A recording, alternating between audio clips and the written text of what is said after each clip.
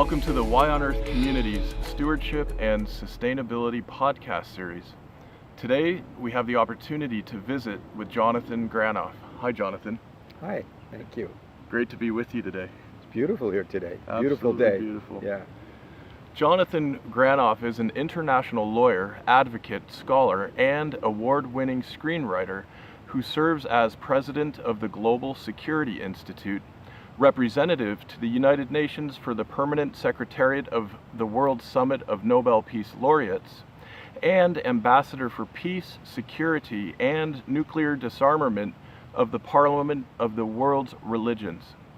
He serves on numerous advisory and governing boards, including the International Law Section of the American Bar Association, Bawa Muhayyadeen Fellowship, Universal Sufi Council, World Wisdom Council, Tikkun, International Association of Sufism, Middle Powers Initiative, and the Parliamentarians for Nuclear Non-Proliferation and Disarmament, working to bring the values of love, compassion, and justice into action. He is a fellow in the World Academy of Arts and Science and was nominated for the Nobel Peace Prize in 2014. Mr. Granoff is the award-winning screenwriter of The Constitution, the document that created a nation, and has articles in more than 50 publications and books, including The Sovereignty Revolution, Toward a Nuclear Weapons-Free World, Imagining Tomorrow, Analyzing Moral Issues, Perspectives on 9/11, Toward a World in Balance, Reverence for Life Revisited, and Hold Hope, Wage Peace. He has been a featured guest and expert commentator on hundreds of radio and television programs and testified as an expert in the United States Congress, Parliaments of the United Kingdom and Canada, and at the United Nations numerous times. Jonathan, it's a real pleasure and honor to have this opportunity to visit with you, and appreciate you taking the time to share with us. Thank you. So we have a lot to talk about today. And today, in fact, is October 2nd, 2019, the International Day of Nonviolence. Tell us about that. Let's kick off Well, with that. the United Nations recognizes today as an International Day of Nonviolence with a focus on Mahatma Gandhi's message of social change through nonviolence. And actually, there's a great web TV, the UN TV, of October 2nd, 2015, where I was able to participate in one of these with a cellist, Michael Fitzpatrick, and they gave us 15 minutes at the end of the session, which began with the Secretary General, where Michael played this beautiful resonant cello, resonating the heart, and I read quotes from Mahatma Gandhi, and then spoke from my heart. And so we tried to combine the heart and the head, the policies that Gandhi promoted of nonviolent social change, and the artistic intervention of a genius artist, Michael Fitzpatrick. And I'd recommend that. And at the end of the show, we'll put some recommended links, and we'll put the links to that stream that the UN does. Mahatma Gandhi's main social policy message remains pertinent today. He said, imagine the face of the most disenfranchised person that you know, the outcast, the poor. And then if there's a policy, think, will this policy burden that person or benefit them? It's really resonant with what Jesus said in Matthew, where he says, I was hungry, did you feed me? I was naked, did you clothe me?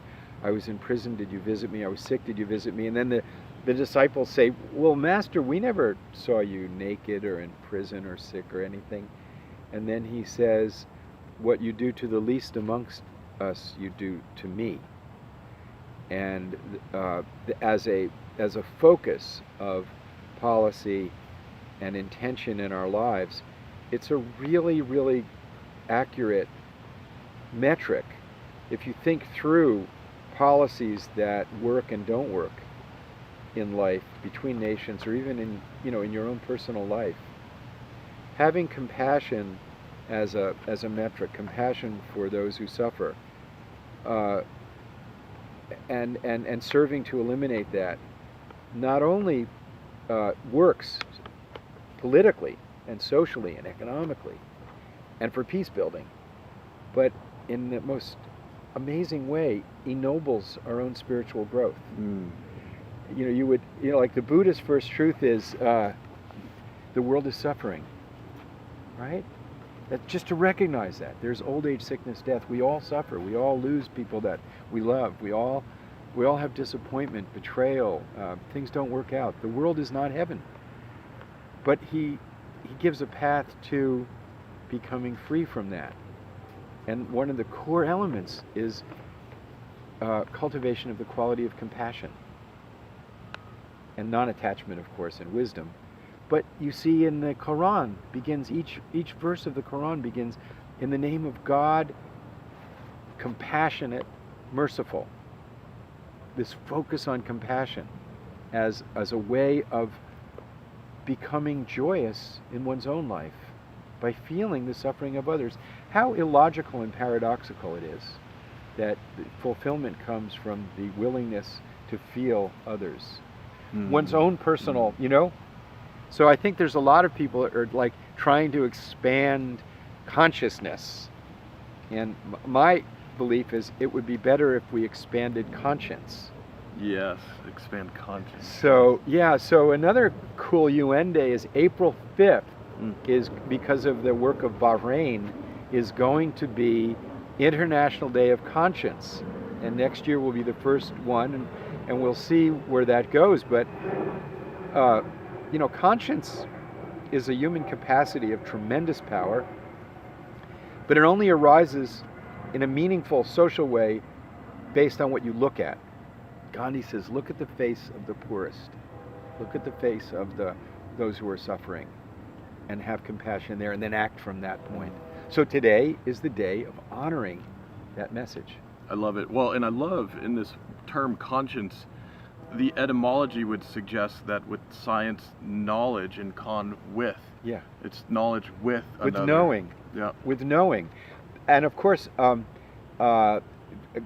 Jesus' admonition and Gandhi's admonition and Muhammad's admonition is not just knowing anything, but know what people go through. Know what other human beings, what the suffering of poverty, the suffering of environmental degradation, injustice. We should look at that and know about that and care about that. People wonder why they have trouble being at peace with themselves. Mm-hmm. Well, the formula is not real difficult. Apply the golden rule. Let's do a thought experiment. Great. Okay. Imagine tomorrow you treat everyone without reference to the golden rule. Okay. You treat everyone just as a means to your most selfish end. You don't care about their well-being. You love things and use people. You give vent to your anger and most despicable qualities. And you don't care about their well-being or dignity. And then just think of how you would feel when you got in bed that night. That doesn't sound very fun at all. Right. You'd probably be alone. Yeah, right. Most likely. Right. You'd probably be alone. Then, a thought experiment. Think the next day you treat everyone with the dignity that you're capable of, and the love you're capable of, and the dignity and love you want for yourself.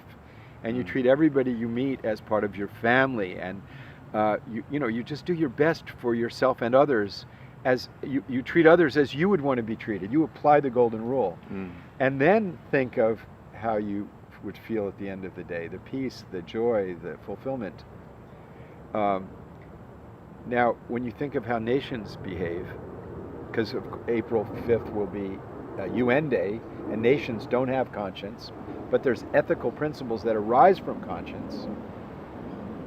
And the ethical principle that arises from conscience is the universality of the golden rule. Treat others as one wants to be treated. When nations treat other nations as they want to be treated, friendship, trading partners, and success is the result. When they don't, chaos, instability arise. So after World War I, the victors imposed tremendous burdens on the German people, and we reaped the whirlwind of Nazism. After World War II, the United States led with the application of wisdom with the Marshall Plan, the consequence being building up the vanquished Germany and Japan and having trading partners.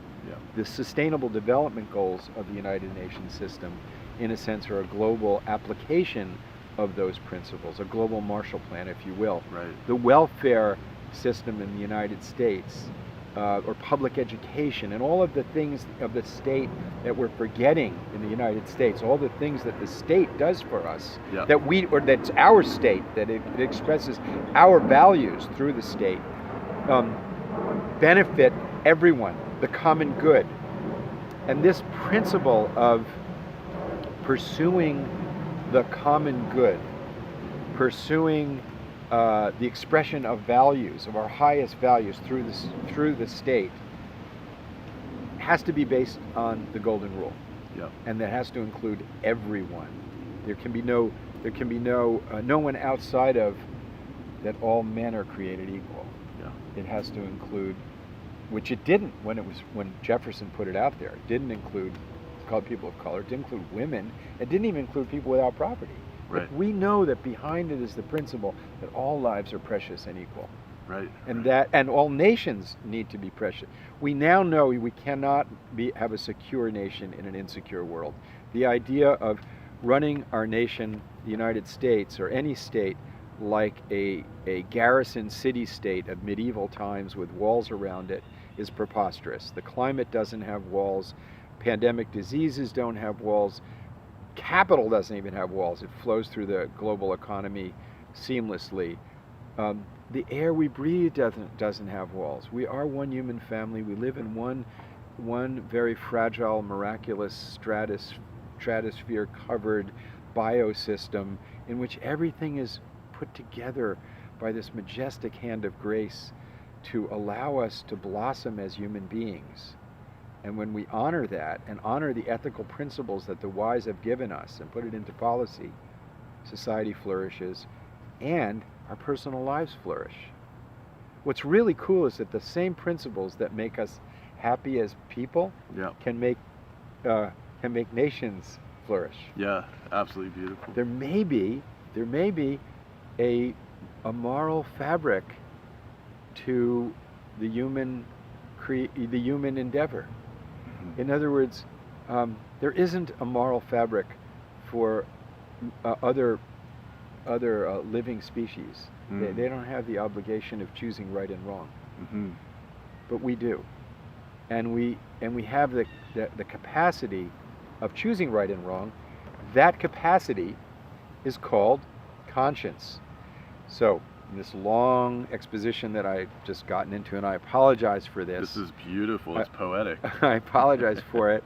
I think we should think about expanding conscience rather than expanding consciousness, because as the heart expands, so does consciousness. And expanding conscience is expanding the heart. Ultimately, our heart should be in accord with the natural, a resonant heart, a heart that's in tune with the cosmos, consideration, a considerate person, sidereal, in harmony with the cosmos, would be reflective of the natural world's reality, which is borderless. So today, International Day of Nonviolence, we're talking about International Day of Conscience. We should be pursuing hearts without borders. Aha. Beautiful. Hearts without borders. Hearts without borders. That's a good motto. So you've had, in just the past I like few that. weeks. Hearts without borders. Oh yes, let's pursue it. Let's title the show. Hearts without borders. A discussion of. We can do that. Yeah, I think it's a wonderful reflection. We can title our discussion Hearts Without Borders, and then you can title your series that you'll be launching the same thing. You know, the past few weeks, you've been in a number of really remarkable meetings and gatherings.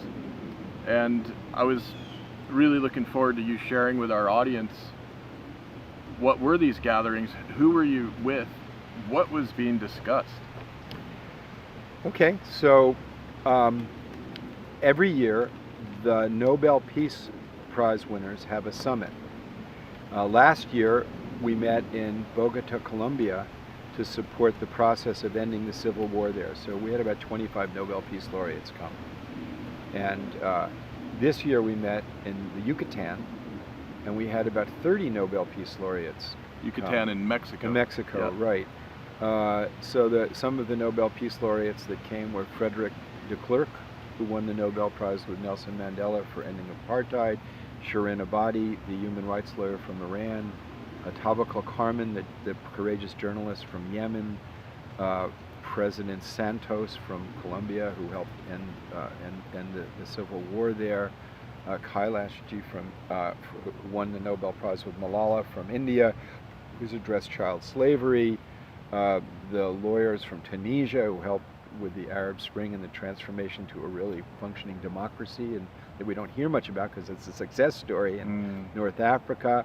Lema Gabowi, who ended the civil war in West Africa, and Jody Williams, who was so instrumental in addressing landmines and the distortions of militarization, and a strong advocate of gender equity, balance between male and female in policy, and others of a similar inspiring nature, and Nobel Peace Laureate organizations like Pugwash, which brought scientists together during the Cold War from the Soviet Union and the United States, is an unsung. Most of the public doesn't know about these organizations that won the Nobel Prize.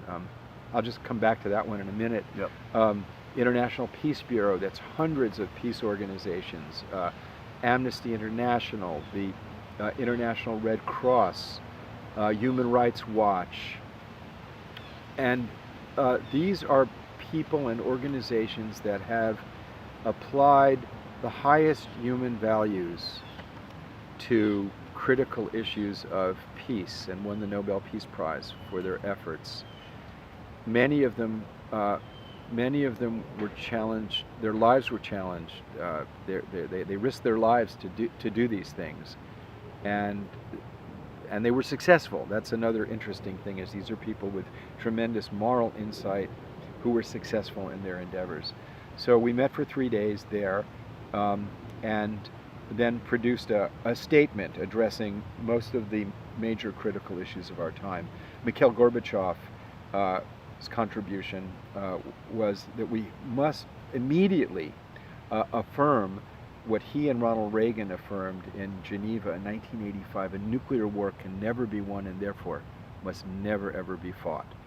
And immediately the commencement of negotiations amongst the nuclear weapon states to fulfill their legal obligation to negotiate the elimination of nuclear weapons, stop their spread, stop their modernization.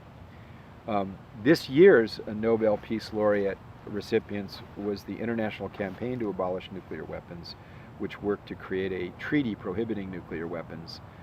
And their message is that the weapons are illegal, immoral, and of military uselessness. You can't use them.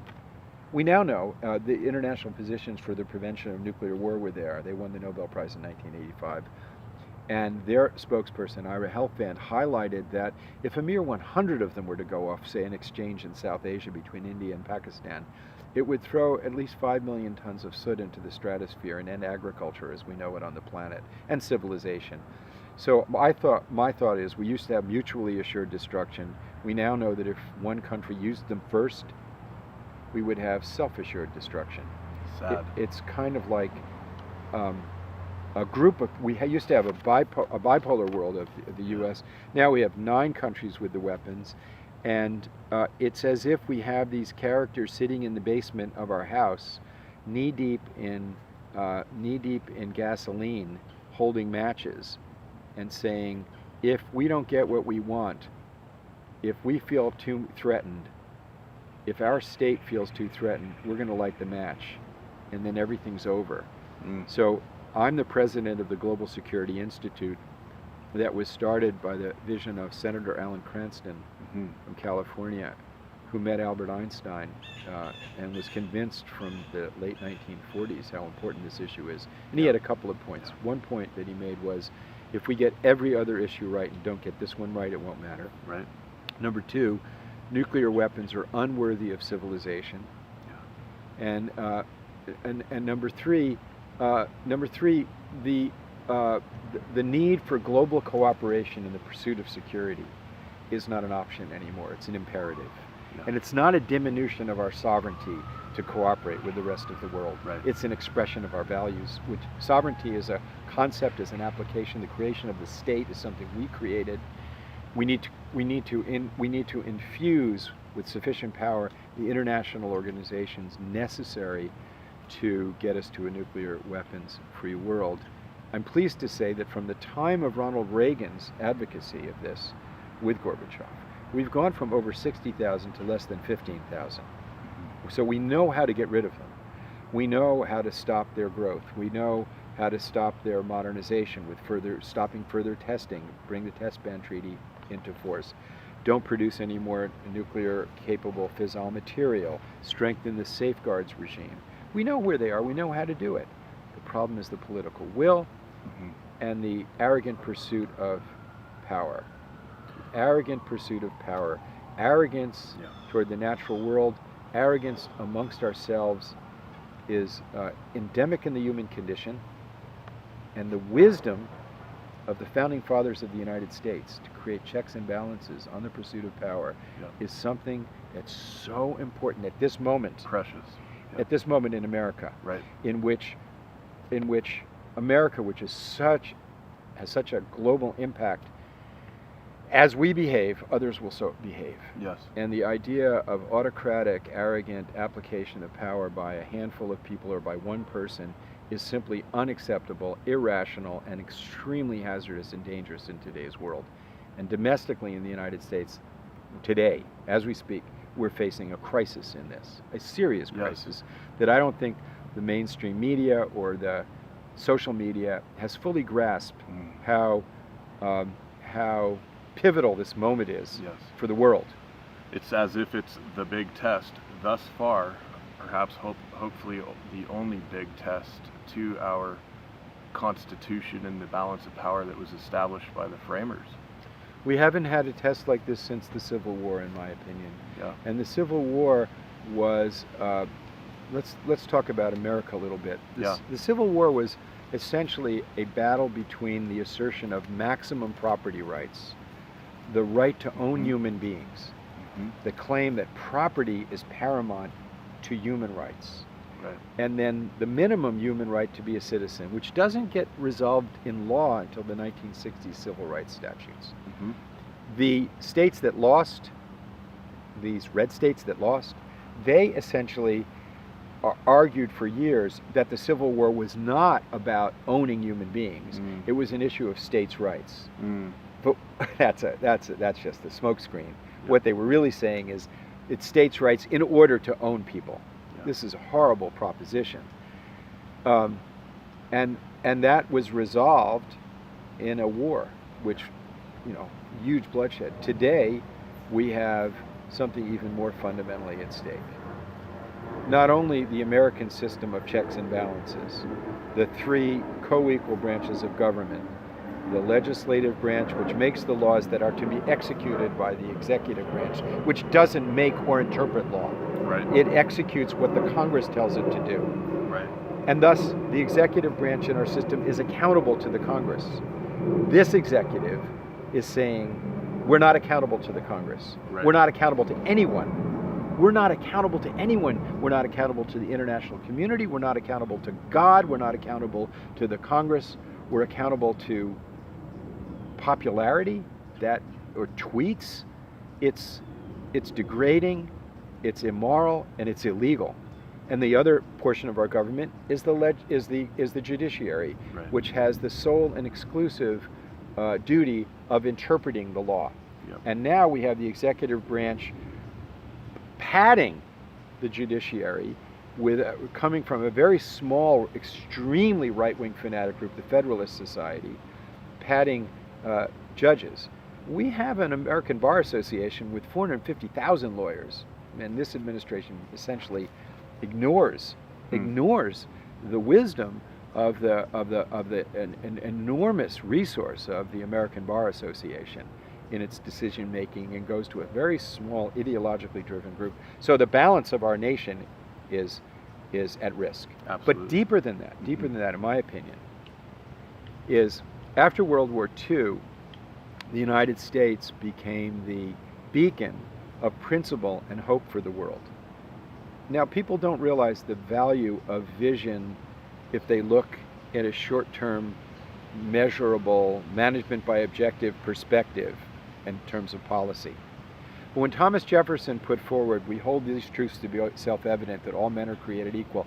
Well, that's obviously hardly self-evident. You're tall, handsome, young. I'm young, overweight, and I mean, I'm not very young. I'm young at heart, but I'm not young. So are we equal? We're equal in the eyes of the Creator, and we're equal as human beings. Yep. But more importantly, this was an ought. Our vision should exceed our grasp. And this vision has been compelling to the world ever since he said it. Tyrants have fallen all over based on putting this vision before the people, or the vision of one man, one who rules everybody.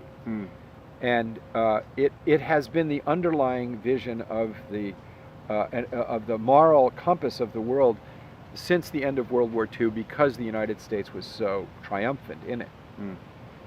And out of that has come the creation of at least 80 democracies that were colonized peoples, but more importantly, a set of principles that are at risk. And let me just list some of them. Yes.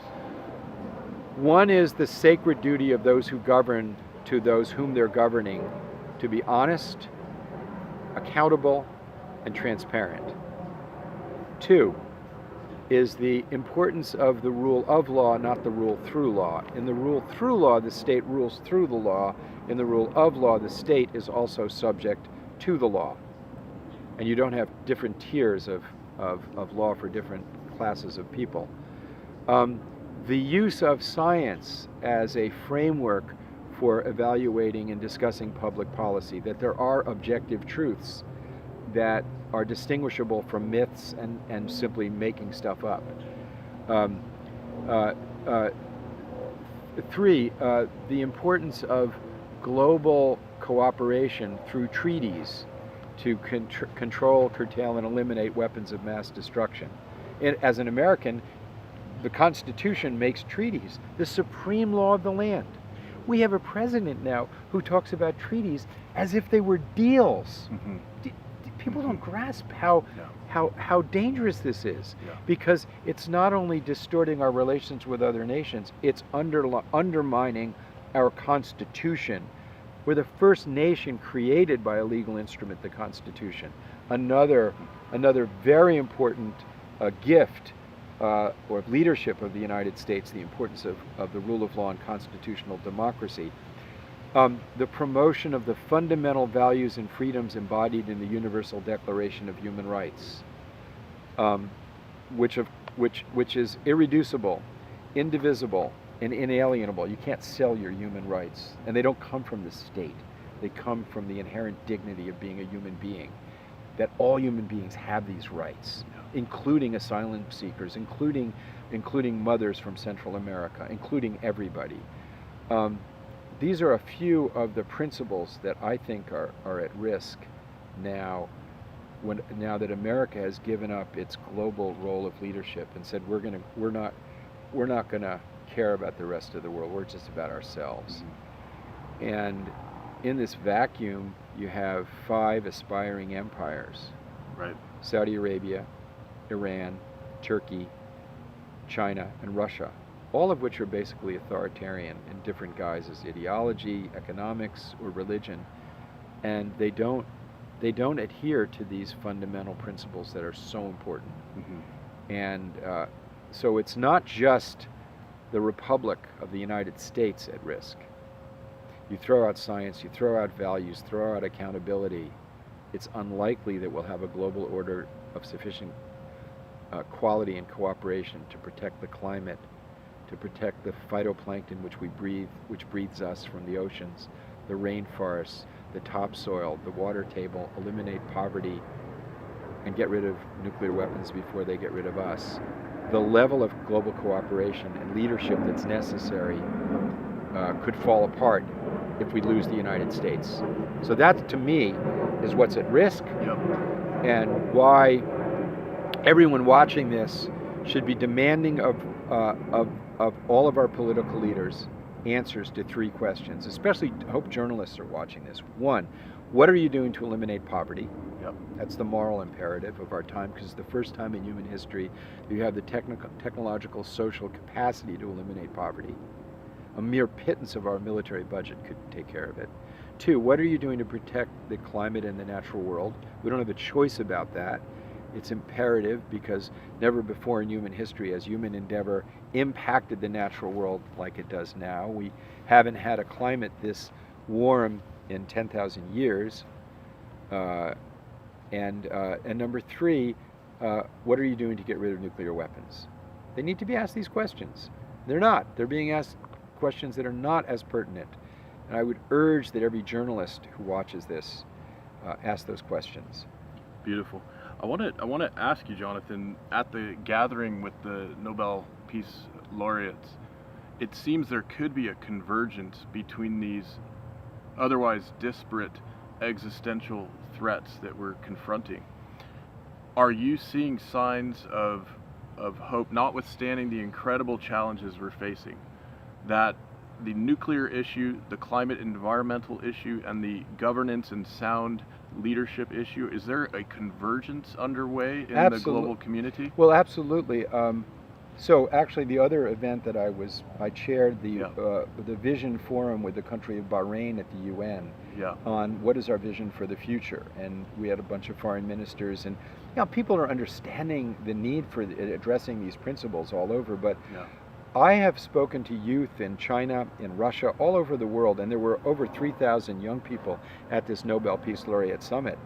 And you see this with the diplomats, even from the most challenged regions, realize that we have to recognize our shared destiny on the planet Earth. I was speaking to the gathering called Seliger, which is in Russia several years ago. Vladimir Putin convenes this. 2 weeks before I was there, Putin was the main speaker, and then after that, the week before, Sergei Lavrov, the foreign minister of Russia, was the speaker, and then myself. This was the cream of the youth of Russia. And I began and I pointed out that 50 to 70% of our oxygen comes from phytoplankton, the single-cell organisms in the ocean, which depends on the health of the oceans, which depends on the balance of alkaline and acid, which depends on the climate and the balance of fresh water and salt water in the oceans, and the temperature. And that we are breathing together this shared blessing of enormous majesty from the Creator. And that we should have some gratitude. The response that I got from these young people was so positive, so hopeful. They were so knowledgeable and so connected. And then I said, in the meantime, instead of our nations cooperating with each other, we're pointing nuclear weapons at each other. Do any of you want to wipe out New York City? Do you think that your counterparts in New York City want to wipe out Moscow? They were cheering. But they were supporters of their country. But I had the same response with kids in China, the same response with kids in Mexico, the same response of kids in Philadelphia or New York. There's a class that has grown up with a global awareness, a global consciousness. The kids going on strike on the climate are all over the world. The kids are right. So anyway, in Mexico, I had like thousands of kids I was speaking to, and I said, change the heart, change the system, not the climate. And they went wild. Love it. However, when I was in Russia, I went to some of the smaller towns outside of Moscow, and I saw kids with the tattoos on their neck, talking like this, with attitude, without gratitude, angry, without faith in religion or spirituality, without connection to the natural world, without hope in their government, without connectivity to the emerging technologies that internet and other communication systems give us, without trust in their government, and they're angry, and they look a lot like the white nationalists in America, they look a lot like the passionate supporters of tyrants all over the world. They are easily manipulated. They don't understand science. They don't have the capacities of critical thinking, and they're being manipulated by a small cadre of people trying to destroy modernity and lead us to a mythical existence that never existed in the past. So we saw it in the United States. Make America great was code for make America white. And we had Cambridge Analytica and other enterprises using Facebook, which cooperated with them in manipulating public opinion. Well, they've done the same thing in England with Brexit. They've done the same techniques in Brazil, all over the world, and we're seeing this battle between a class of young people emerging with a heightened level of global consciousness, hope, wisdom in young people, and provincialism, fear, xenophobia, racism, nationalism going the other, and religious fanaticism going the other way. So we're in a battle for the heart, for the spirit, and for our institutions. And everyone watching has got to step up and answer this most important question. Have I come in contact with the love and caring that's part of my human dignity today? Am I honoring it within myself and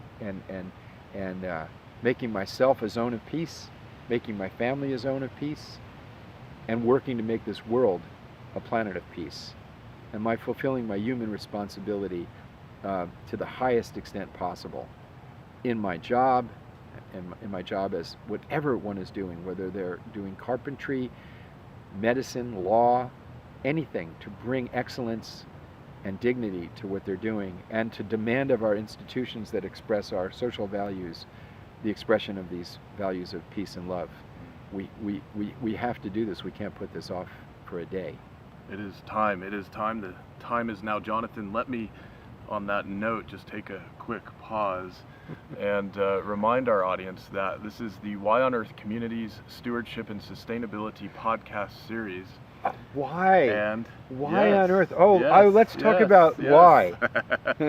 And today we are visiting with Jonathan Granoff, and we're going to put in the show notes several resource links that you can explore. This includes the Nobel Peace Laureate Summit, the Global Security Institute, the Parliament of World Religions, the International Law Section of the American Bar Association, Move the Money, the Peace Pledge Project, and the United Nations TV video that Jonathan referenced that included him and Michael Fitzpatrick back in 2015. We'll include all that. I want to be sure to thank all of our sponsors for making this series possible and for making our community mobilization work throughout the country and internationally possible. These sponsors include the Association of Waldorf Schools of North America, Beauty Counter, Earth Coast Productions, Equal Exchange, the International Society of Sustainability Professionals, the Lidge Family Foundation, Madeira Outdoor, Patagonia, Purium, and Waylay Waters. And of course, a very special thank you to all of you individuals in the Why on Earth community who have joined our monthly giving program. It is with your support that we're making this possible and that we are reaching more and more people and communities all over. And if you haven't yet joined the monthly giving program, you can go right to whyonearth.org/support, or just go to the homepage and hit the donate button. And when you sign up at any level that works for you, I will send you an email with a special code that you can use to download unlimited free copies of our ebook and audiobook resources to share with friends, with family, with colleagues, anyone in your community. So be sure to check that out if you haven't yet. And it is such a joy, Jonathan, to have this opportunity to visit with you. And we can talk some about Why on Earth, of course, happy to do that. I also want to ask you about the history the transition into the nation state, what was the reason for that? What lessons might we learn? Of course, many of us live in nation states, we all do basically, and we probably take for granted it wasn't always this way. Right. And it's something I think it's really important that we're aware of. Well, the modern state was a creation in the 17th century. In the 17th century, the main event in the Western world was the 30 Years' War, where Catholics and Protestants were slaughtering each other in massive numbers in Central Europe. Maybe a third of the population was wiped out. And they were going to keep killing each other as around the issue of whose understanding of Jesus' love was better. And there were some wonks from the northern part of Europe.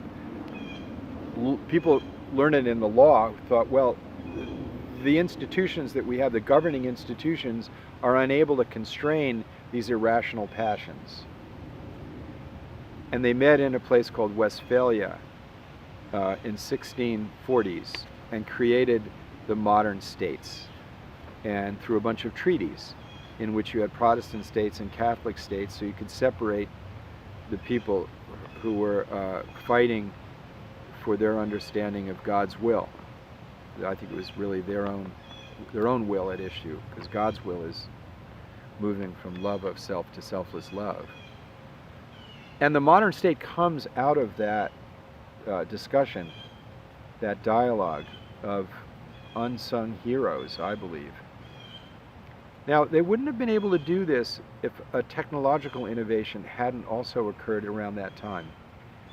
100 years before then, when the world was, that part of the world was the Holy Roman Empire and city-states, the feudal society as we knew it. If you were in Lyon, you didn't speak pretty much the same language as somebody in Normandy or Paris. Or if you were in Naples, you didn't speak the same language as somebody in Rome. But in between this period, this guy Gutenberg came up with a printing press that created a coherent language and grammar. So you had a similar language, a local language, not Latin, which is the language of the Holy Roman Empire, in Germany, a German, an Italian, a French, and you could create a national identity around using language. So the technological innovation of the printing press was really important in creating the identity of the modern state. Today, we have the internet, which creates a global identity, commensurate with the political institutions necessary for the governance of our world today. And we're at a moment in which we simply have to identify the global existential threats that face humanity, use the communications and transportations capacities of modern technology to weave the human family into a recognition of its oneness and our integrated fate. And a lot of this comes from answering the question, why? And I want to put a link on this also to when, at the millennium, the government of India produced a book called Imagining Tomorrow. The first essay was by the Secretary General, and it had many of the world's great thinkers and leaders imagining what the world of tomorrow should be like. And I was privileged. They asked me to write an essay on international law, which is basically my expertise, international law and security. And every time I sat down to write it, it was like, well, everybody knows you need the rule of law for security. And I didn't think there was anything new or insightful that I could say. So I prayed, and what came to my heart was I should write the highest truth that I can understand. And I did, and I wrote an essay called The Forgotten Why. Uh-huh. And I thought to myself, we have forgotten the why of things. Yes. And the consequences, we become very preoccupied with technique or how. Yes. The consequence being a financial system not rooted in goods and services, not in harmony with the natural world, but a financial system preoccupied with the amassing of capital, which is the how of lubricating economics, but not the why. A medical system addressing symptoms, not healing. Modern art, largely about art, not about beauty and inspiration. Religions without love and transcendence, preoccupied with rites, rituals, practices, and dogmas. Philosophy, modern philosophy, is largely taught as the technique of philosophy. Law so preoccupied. I practiced law for several decades in the commercial world, so I saw how so much of the law is preoccupied with procedure rather than its main purpose, which is justice. And the pursuit of security through weaponry, ironically, the more which we perfect, the less security we obtain. Nuclear weapons being the most burlesque example of that. And we've just pledged $1.7 trillion to modernize the U.S. arsenal, and others are following suit. So we're entering into a horrible arms race. Because they believe that this how will bring greater why of security, but it's wrong. Security is not going to be obtained by more weaponry, economic harmony with the natural world by more capital, human health by isolating symptoms from causes, religions failing to expand loving kindness and compassion, and preoccupied with the definitions of theology and differences of identity and rituals. So I wrote The Forgotten Why. Love it. And I thought to myself, well, how to express the why of the human endeavor? And I think for me, it's really inarticulable. It's mysterious. It's so profound. I mean, just the basic consciousness of being human is so magnificent and mysterious. Let me give an example. There's something inside of our hand that touches, but you can't touch it. Like if we cut open your hand or my hand, we won't see the thing that touches, will we? There's something inside of our eyes. There's a light in your eyes, and a light in your eyes, and a light in my eyes that sees, but you can't see that. You can't see the thing that's seeing. There's a thing inside of us that knows. And where is that? In other words, if we cut Aaron open, will we see that thing in you that knows? No. We're right? It's so, the most intimate part of our being, our knowing, our awareness, is mysterious and wondrous and humbling if you look into that. Indeed. It's humbling if you look into that. So I think very much part of the why since time immemorial have said that there's this deep relationship between the pursuit of kindness and compassion and patience and the pursuit of virtue and the kind of knowledge that reveals the inner self. And it's not necessarily accessible to the intellect, but it is accessible to the heart. And I'm on the board of advisors of the Jane Goodall Institute. I commend anyone to look at some of the dialogues that Jane and I have had together on the internet. And Dr. Goodall, who's an inspiration to me, said that the distance that modern man has to travel is from the mind to the heart. Yep. Love it. And a great Sufi master with whom I studied, Baba Muhyiddin, said that the key to modernity's success or failure will be, are we capable of separating from ourselves that which separates us from others? So on one level, it's our race, religion, gender, etc. that separates us, and our common humanity brings us together. But on another level, it's anger, falsehood, jealousy, all forms of selfishness that affirm the illusion of separation that separate us, and what brings us together is love, compassion, patience, tolerance. Brings us together not only with each other, but with our own self. Yeah. So I think part of the why is discovering our own humanity, is discovering the mysterious power that gives us breath and life, that we cannot neglect honoring the sacred in our lives. That's not something the state can do. It's not something in politics. It's something independent of all conditions. In all circumstances, in all conditions, we have an obligation to honor the sacred gift of life, this temporary journey that we share together. And those who engage in that will find that there is virtue within themselves, and to find ways of bringing that into action. And that's the why. That's what I believe is the why. I love it. That's what I believe totally is the why. line. It's not a real new idea, you know? And that our political institutions, when they reflect that inherent dignity, even if we pay the price of hypocrisy and falling short in achieving it, are empowered by the inspiration that comes from that pursuit. So I did this movie of the creation of America, the Constitution, and studied deeply the character of the people that were so instrumental in the miracle in Philadelphia in 1787. And a lot of them were not really very elevated. They were just there for economic reasons, which is good. I mean, economics is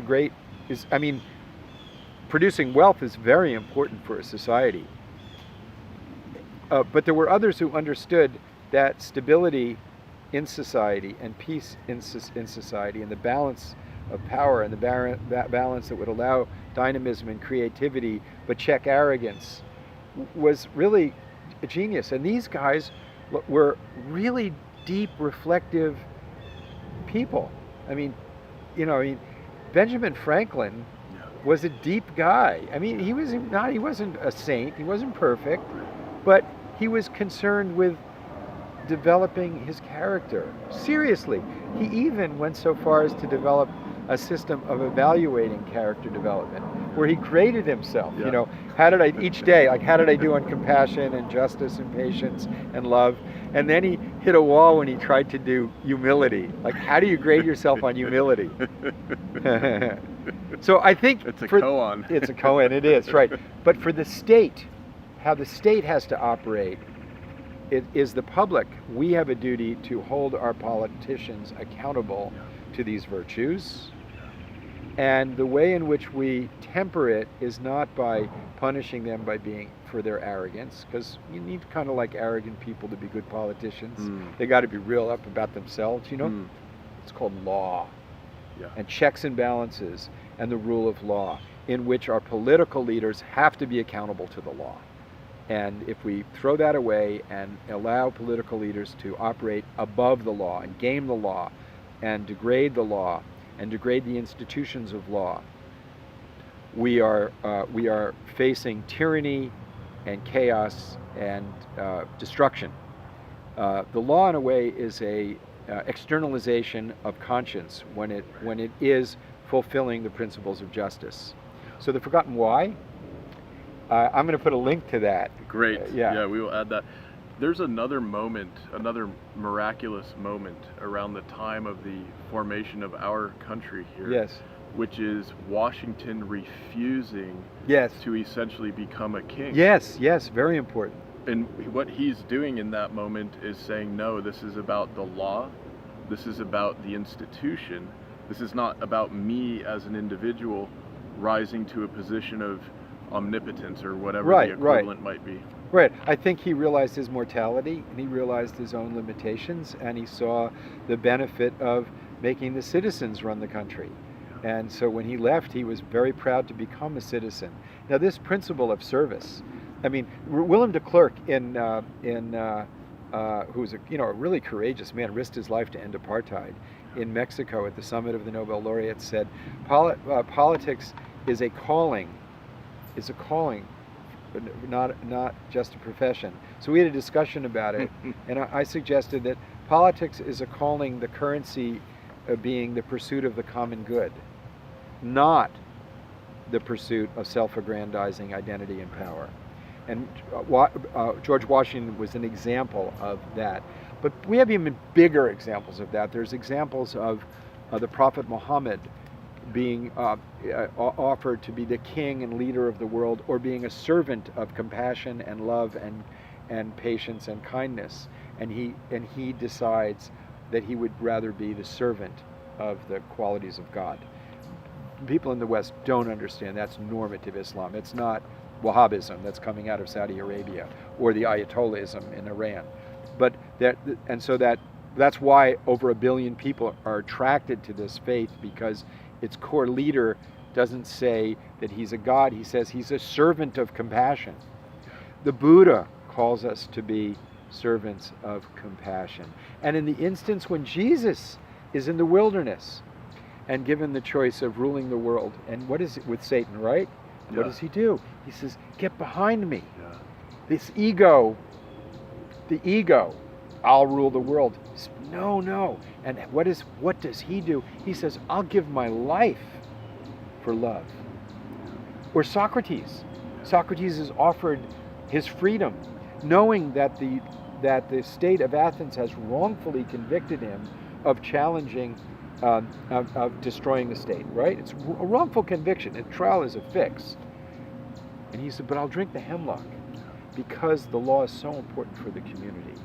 He gives up his personal life for the benefit of others. And you and I today are the beneficiaries of what these people have done.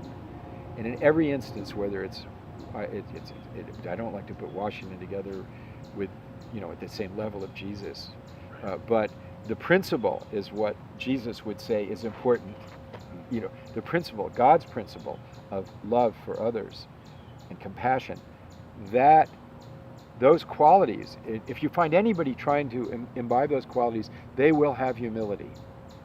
Because it's not easy. It's not easy to be loving and kind, because it involves also patience, and we seem to want everything now. It involves humility, which is not very, we don't have a lot of teaching of humility in our school system, right? Always got to be first, and we're the winners. Humility involves humility. It involves reflection and patience. We want immediate gratification in our culture. It's very yin. It's very yin, thinking in terms of yin and yang. Yes, yeah, There's a balance. There's a softness to it. It's not about always charging ahead full steam. There's a certain trust. Right. There's a trust that we belong in this world. It's not fallen. It's not a mistake. And that we can tune into it, and that there are principles of morality and justice that can be applied in the affairs of human beings.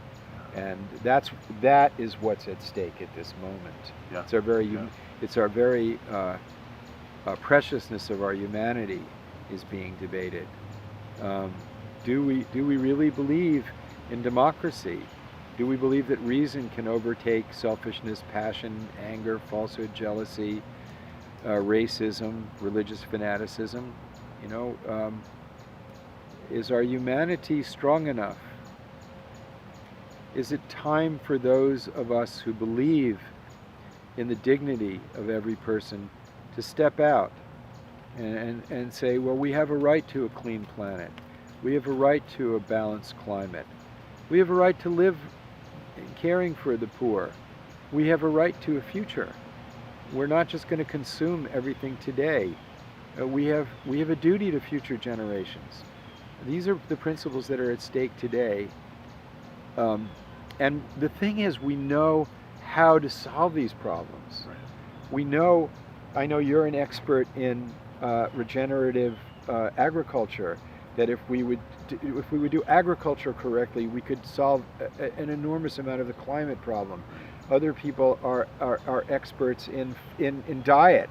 If we cut down in the consumption of meat, we could do a great deal to protect the rainforests, which are being cut down to produce grain, to produce hamburgers, which do a great deal to drive people into hospitals with health issues. That there are cycles of virtue that when you take one step in a good way, in a beautiful way, many other things happen. I have great respect for the wisdom of our traditions. And I'm a conservative in many ways. I think that when the government of any country breaks its accountability to the people and is not transparent and accountable, I join with the conservatives who say, well, I don't trust the government. Well, of course I don't trust the government, and I don't trust any governments. That's why Ronald Reagan was right. Trust but verify. Well, you can't verify without accountability and transparency. And that's built into the American system of justice, that the president is no higher than the homeless person in the eyes of the law. And when we start treating the president as somehow like a king, then what did we fight the American Revolution for? Why did we, and if we have distinctions of race, what did we fight against Nazism about? I mean, what have we spent blood and treasure as Americans for? But more importantly, what is it to be human in this moment in history? Jonathan, it's been an absolute delight and an honor to have this opportunity to visit with you today. And we're in no rush to wrap up. I'm just curious if you might have any specific calls to action or advice for our Y on Earth community audience. It's a diverse group from communities all over, and for us to have this opportunity to hear from you with your friendships and your networks working on so many of these essential issues.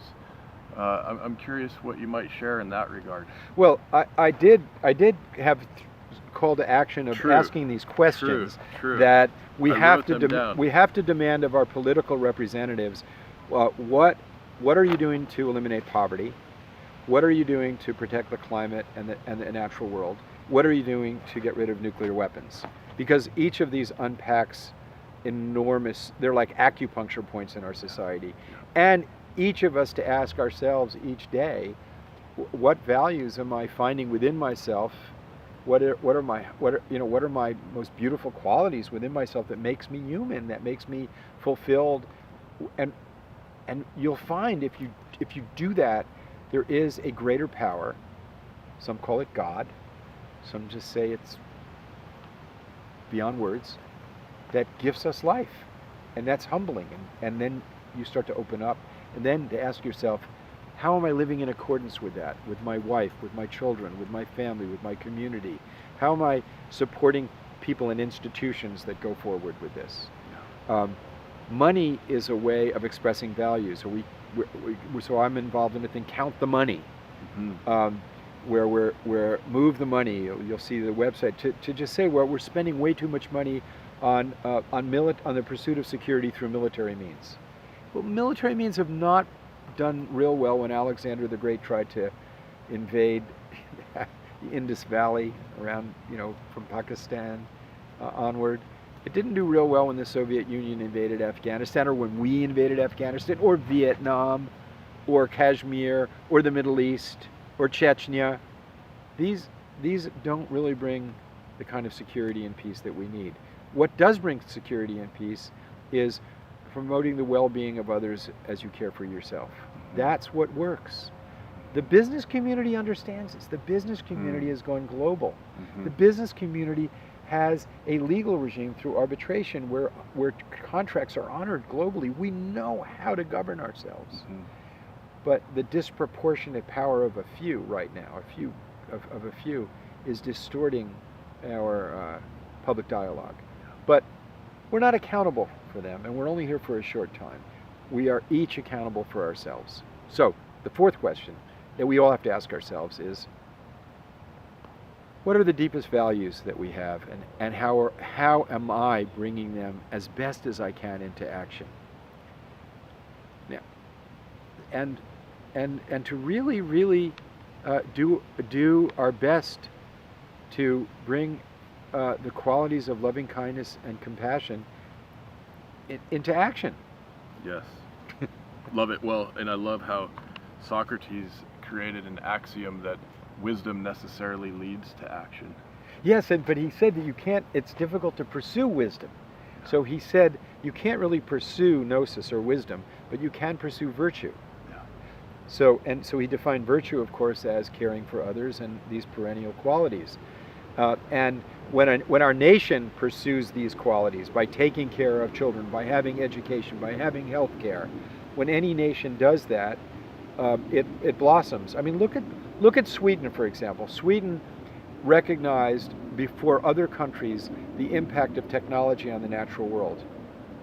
So they established what they call the precautionary principle, Right. which means that if you're going to put a chemical or something like that into the environment, you have to show that it will do no harm. The American Chamber of Commerce said, oh, this will wreck the economy of this country. On the contrary, their economy has boomed.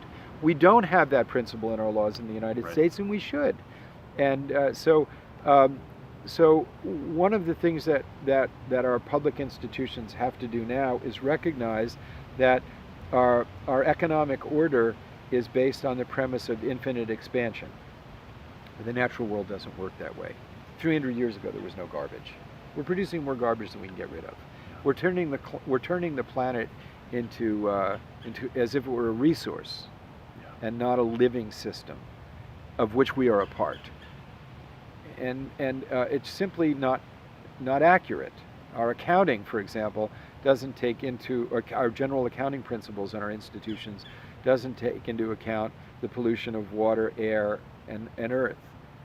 These are realities that are considered externalities that are simply passed on, the cost of which to future generations. Our accounting should account for the use of these resources. But behind all of this is good. And America has stood for those principles as best as we can. That's what makes America great. And any society in which these principles are applied is great. There are so many blossoming things you see on the planet. I mean, Bhutan has proposed that not only do we need a GNP, gross national product, of just producing things, but we should also care about producing happiness. All right? And it turns out that a lot of like, for example, it's very difficult for a person to be happy if they don't have one bed. You need one bed. But the difference between having one bed and 5 beds in your house in terms of happiness is minimal. But going from no bed to one bed is a big leap. But after you have one bed, 3 square meals a day, adequate health, and security, your happiness is dependent on a lot of other things other than merely acquiring stuff. Right. Your happiness is dependent on expressing your human values, your social relationships, your artistic appreciation and creativity, your engagement in helping others. Those are the metrics of happiness, they found out. So economists are now starting, and educators are now starting to include happiness in the pursuit of happiness in their metrics. Schools are saying our students do better when they're happy rather than shamed into doing well. Happiness. Doctors are discovering that our health is better. Yes. Well, who knew, right? I mean, it seems so self-evident, right? Yeah. But apparently we haven't organized our institutions around the knowledge and the wisdom that we are affirming. Happiness is very important, and happiness comes more from an open heart than from the selfish acquisition of vanity and power. Happiness comes from the open hand better than the fist. Absolutely beautiful, Jonathan. Yes. Thank you so much for visiting with us today. Oh, anytime, Aaron. It's great to talk about good things.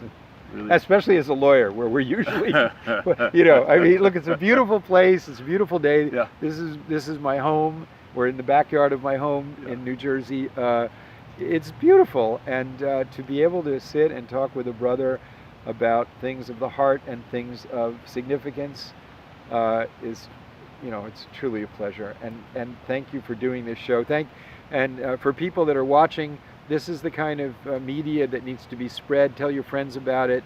share these talks with other people, because these are discussions that matter. And we're in a period in history in which ideas and vision are significant. And think of your own vision, and think of your own best vision and share it. Wonderful. Thanks, everybody. The Why on Earth Community Stewardship and Sustainability podcast series is hosted by Aaron William Perry, author, thought leader, and executive consultant. The podcast and video recordings are made possible by the generous support of people like you. To sign up as a daily, weekly, or monthly supporter, please visit whyonearth.org/support.